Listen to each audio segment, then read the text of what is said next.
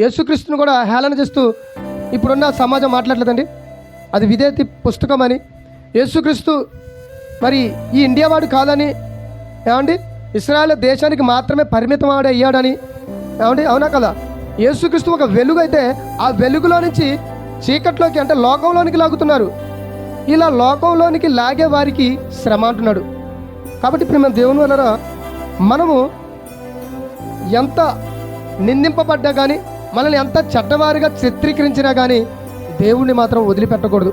అందుకనే చాలామంది చూడండి, చెడ్డవారిగా చిత్రీకరించడానికి ఎన్నో వీడియోస్ రూపంలో చూస్తున్నాం.